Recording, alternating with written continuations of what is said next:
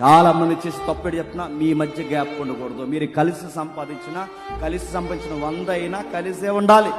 నెలకు 1,00,000 సంపాదించిన ఎవరికి కావాలి 1,00,000? కాపురం కుదిరలేనప్పుడు కోట్ల రూపాయలు సంపాదించి 24 అవర్స్ ఉద్యోగాలు చేస్తూ ఓవర్ నైట్ డ్యూటీలు చేస్తూ సంపాదించి భర్త ఒకవైపు కష్టపడుతుంటే ఆ భర్త లేని సమయాన్ని వేరొకడికి ఇచ్చి కాపురాలు పాడు చేసుకున్న బుద్ధి లేని గాడిదలు లేరు.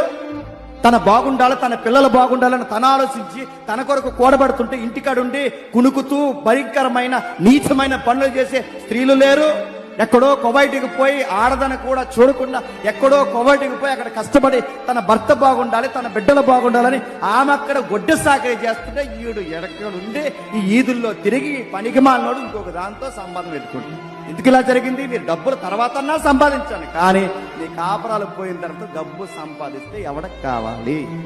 అందుకే ధనాపేక్ష లేని వారై ఉన్న దానితో తృప్తిగా ఉండండి, దూరంగా ఉండకండి. ఏం సంబంధం వచ్చింది నీకంటే వీడు చెప్పాడట, ఎన్ఆర్ఐ సంబంధం వచ్చింది, బాగా తెలుస్తుంది. ఎన్ఆర్ఐ సంబంధం వచ్చింది, రకరకాల సంబంధం వచ్చింది. ఎవడకు కావాలి ఎన్ఆర్ఐ సంబంధం?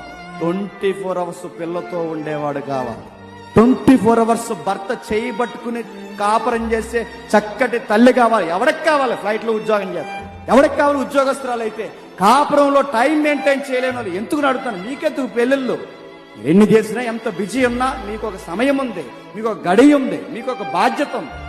డబ్బులు సగం కాపురాలు ఇందుకే పాడైపోతున్నాయి. నేను ఈ మాట తెగించట్నా, నా మీద ట్రోల్స్ జరగచ్చు, కానీ తప్పదని నేను అంటున్నాను. ఉద్యోగాల పేరుతో ఉద్యోగాలకు వెళ్ళిన వారే కొలీగ్స్ తో అక్రమ సంబంధాలు పెట్టుకున్న కేసులు లేవు. ఎందుకు లేవు చెప్పండి? ఎందుకు లేవు? ఉన్నాయి. ఎవరు అన్నారు ఈ మాట? ఇది పెద్దలు అన్న మాట నేను అంటున్నాను.